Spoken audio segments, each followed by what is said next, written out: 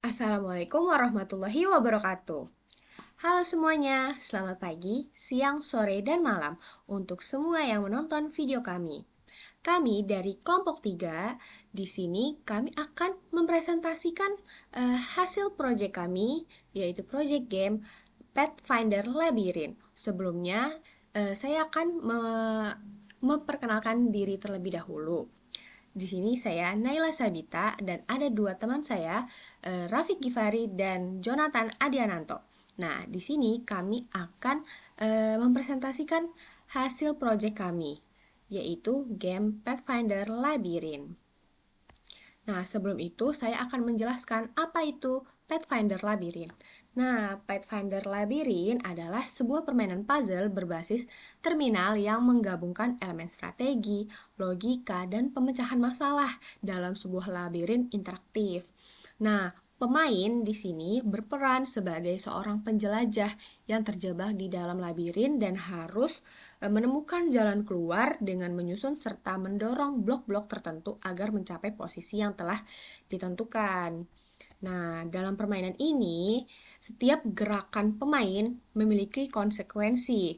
Pemain hanya dapat mendorong blok, bukan menariknya, sehingga perencanaan langkah demi langkah menjadi sangat penting. Tantangan utama terletak pada bagaimana pemain memanfaatkan ruang sempit labirin, menghindari posisi buntu, dan mendapatkan blok secara tepat agar pintu keluar dapat terbuka. Nah, Pathfinder Labyrinth ini dikembangkan menggunakan bahasa pemrograman C++ dengan dukungan library and curses, sehingga permainan berjalan dalam lingkungan terminal atau konsol, namun tetap menghadirkan pengalaman visual yang dinamis, tampilan antarmuka yang dirancang sederhana namun intuitif dan memungkinkan pemain fokus pada strategi tanpa distraksi visual yang berlebihan. Nah, tujuan permainan ini yaitu yang pertama, menjelajahi labirin. Yang kedua, dorong A hingga berada tepat di X. Yang ketiga yaitu mendorong B hingga berada tepat di Y. Yang keempat yaitu setelah keduanya sesuai, bagian dinding akan hilang. Lalu yang kelima, pergi ke pintu keluar untuk menyelesaikan game. Seperti itu. Nah, di sini saya akan langsung mendemokan uh, game tersebut. Baik, di sini saya akan mendemokan cara bermain game Pathfinder Labyrinth ini. Nah, di sini udah dikasih penjelasan ya kalau W ini untuk bergerak, semuanya W, A, S, D ini bergerak, U undo, Q itu keluar. Nah, di sini kita playernya itu P ya. Nah, di sini aku pakai A untuk ke kiri. Lalu pakai D untuk ke kanan, lalu pakai S untuk ke bawah. Ini S untuk ke bawah, lalu W untuk ke atas, seperti itu. Nah, ini langsung saja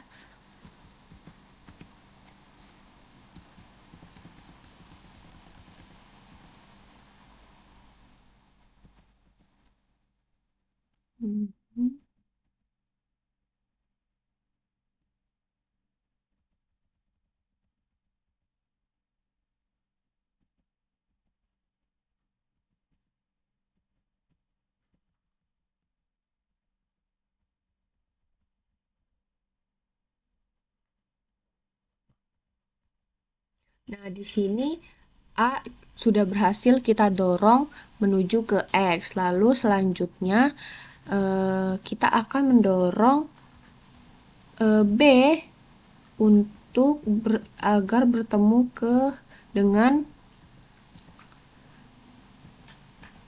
Y.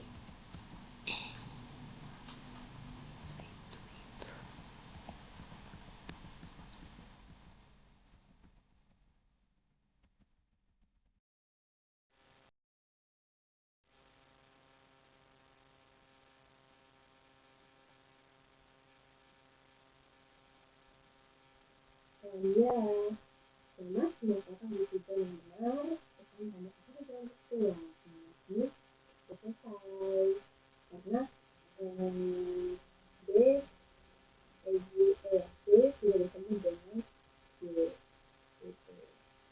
Jadi, di sini saya akan menjelaskan tentang kode program yang telah kami buat untuk game Pathfinder Labyrinth. Jadi di sini kami menggunakan beberapa library, yaitu yang pertama ncurses untuk tampilan terminal, vektor untuk data vektornya, string untuk tipe data string, dan map untuk struktur data map. Selanjutnya di sini ada sedikit komentar untuk menjelaskan bahwa ada peta yang dimana tanda simbol pagar itu sebagai tembok, P itu sebagai pemain, A dan B itu sebagai kotak yang akan didorong, dan X dan Y itu sebagai tujuan dari kotak itu diletakkan. Dan di sini ada vektor string kata dasar yang memuat posisi awal dari tembok, pemain, dan kotak dan tujuan. Selanjutnya di sini ada struct posisi in R dan C, di mana ini menyimpan koordinat R dan C, yaitu baris dan temboknya, baris dan kolom. Selanjutnya, di sini ada uh, ball tembok atau fungsi tembok itu untuk mengecek posisi temboknya, yang dimana di baris pertama itu if ini akan membalikan true jika keluar batas dan if yang kedua ini akan membalikan true jika keluar batas kolom, dan yang baris ketiga itu akan membalikan true jika karakter pagar atau tembok. Selanjutnya di sini akan ada fungsi cari kotak yang dimana berbentuk string, yang dimana ini digunakan untuk mencari kotak di posisi R, C atau baris kolomnya, yang dimana akan mengembalikan A atau B atau kosong jika kosong. Dan di sini ada vektor string perbarui peta, yang dimana untuk memperbarui peta untuk ditampilkan, dimana akan menggabungkan peta dasar, pemain, dan juga kotak. Selanjutnya di sini ada nested loop for, yang dimana digunakan untuk menghapus posisi sebelumnya untuk pemain dan kotak. Dan selanjutnya di sini ada for juga untuk menggambar ulang kotaknya. Jadi langsung saja ke bagian status game. Dan di sini ada fungsi struct status game, mana digunakan untuk fungsi undo.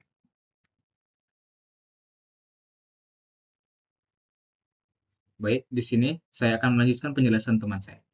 Di sini ada inisialisasi incursus. Yang pertama init SCR untuk memulai program atau mode incursus, lalu no echo untuk tidak menampilkan input, lalu keepet stdscr true mengaktifkan input keyboard, lalu ada curset 0 untuk menyembunyikan kursor. Di sini ada variabel pemain serta variabel yang menyimpan posisi kotak A serta kotak B. Lalu ada fungsi untuk mendeteksi posisi awal pemain dan kotak.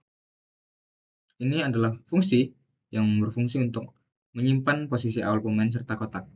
Yang ini untuk pemain, ini untuk kotak A, dan yang ini untuk kotak B. Lalu ada fitur undo, yaitu vektor status game riwayat. Lalu kita langsung masuk ke game block pertama, yaitu while true clear, ini untuk membersihkan layar clear.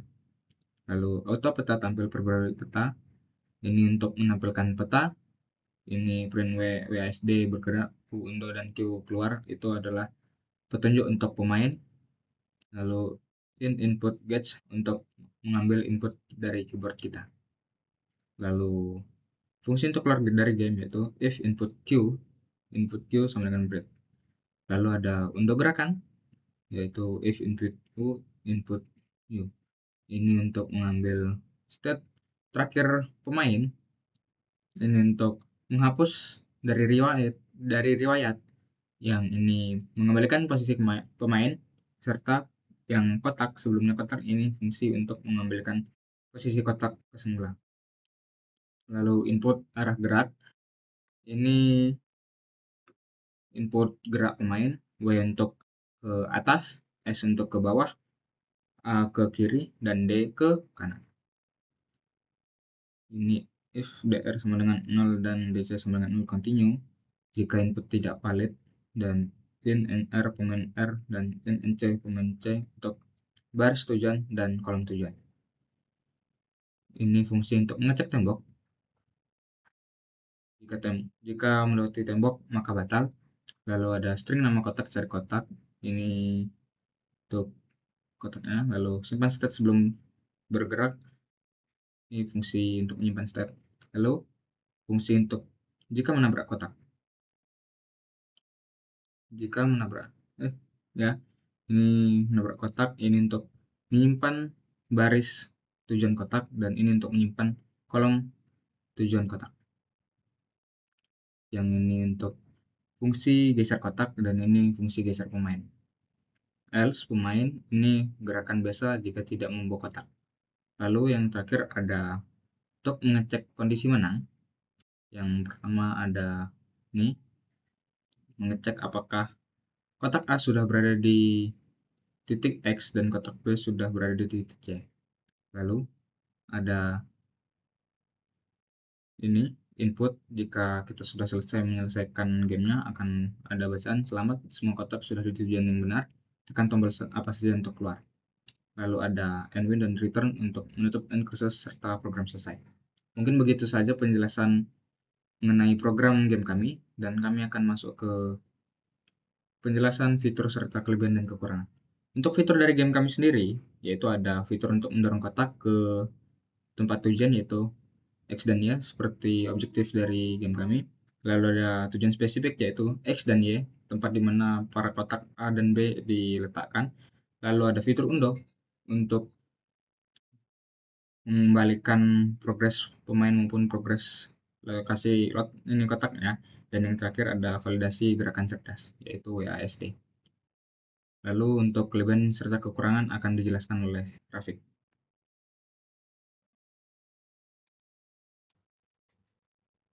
Oke, di sini saya akan menjelaskan beberapa kelebihan dan juga kekurangan dari game yang kami telah buat. Yang untuk kelebihannya sendiri itu yang pertama itu kodenya cukup terstruktur dan modular, di mana kami menggunakan fungsi seperti tembok, cari kotak, dan perbarui peta, dan juga terstruktur seperti posisi dan status game, yang dimana mungkin akan lebih mudah dipahami dan juga lebih mudah dikembangkan. Yang kedua itu tidak bergantung GUI atau uh, user interface-nya, yang dimana game ini berjalan sepenuhnya di terminal sehingga ringan dan cepat dan cocok untuk pembelajaran logika dasar pemrograman. Yang ketiga menggunakan encursus secara efektif, dimana adanya input real time tanpa enter, tampilannya dinamis dan juga kontrol penuh dari terminal. Dan yang keempat itu cocok untuk pemula karena tidak menggunakan pointer kompleks, kelas lanjutan atau library yang berat dan fokus pada logika, struktur data, dan alat program. Yang kelima yaitu mudah dikembangkan. Jadi game ini itu bisa dikembangkan seperti banyak level, penambahan kotak, atau sistem skor ataupun sistem timer. Selanjutnya untuk kekurangan game ini sendiri, tampilannya itu masih sangat sederhana, hanya berbasis teks dan kurangnya warna, animasi, dan efek visual. Dan yang kedua, levelnya itu masih sedikit atau masih statis karena masih hanya ada satu level, belum ada kayak level selanjutnya dan level loading dari file. Yang ketiga yaitu tidak ada sistem restart. Jadi di sini itu menggunakan undo manual dan belum ada tombol reset level. Yang keempat itu tidak adanya indikator 1, 3, tidak ada seperti jumlah langkah, timer, dan skor. Yang kelima yaitu validasi input terbatas, yang dimana hanya menerima input hanya huruf kecil dan belum mendukung seperti tombol panah atau input alternatif. Baik, sekian penjelasan dari kelompok kami, kelompok 3. Maaf jika ada kesalahan atau kurangnya penjelasan. Terima kasih. Wassalamualaikum warahmatullahi wabarakatuh. Sampai jumpa semuanya.